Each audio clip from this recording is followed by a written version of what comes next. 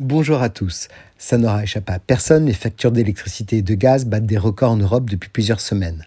Un vrai sujet pour tous.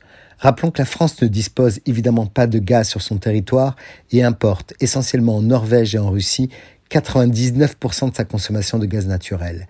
Elle est donc exposée, comme le reste de l'Europe, aux variations des prix de marché européens et mondiaux. Le tarif du gaz augmente donc de 12,6% au 1er octobre. Une hausse semblable attend le prix de l'électricité en début d'année prochaine. Elle marque d'autant les esprits qu'elle suit une précédente hausse de 4,4% en juin dernier. Cette hausse est l'une des plus fortes hausses de ces dernières années.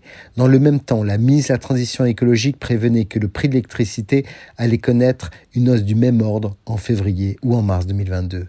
Depuis quelques mois, le prix de l'énergie donne l'impression de grimper sans cesse. Mais depuis 2018, on avait constaté des baisses. Tout cela est donc finalement une sorte de réajustement. Chez nos voisins européens, on constate donc que les périodes d'augmentation et de baisse des tarifs réglementés se succèdent également. Le prix moyen du gaz dans l'Union européenne était de 17,92 € en 2020. La France, avec un prix de 19,98 €, était déjà au-dessus de cette moyenne. Alors d'un point de vue géopolitique, on se pose la question.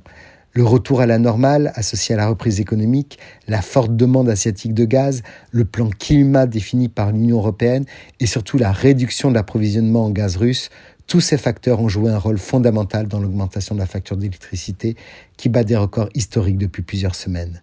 Alors le gouvernement français dans tout ça, le malheur des uns fait-il le bonheur des caisses de l'État ? C'est presque un jeu de fausse générosité.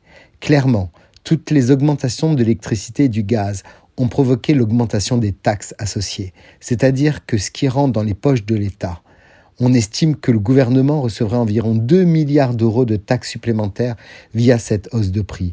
Et donc l'État français n'est pas si magnanime en faisant semblant d'être généreux et en ne remboursant que 580 millions d'euros avec le chèque énergie afin d'aider les ménages les plus fragiles. Très bonne semaine à tous.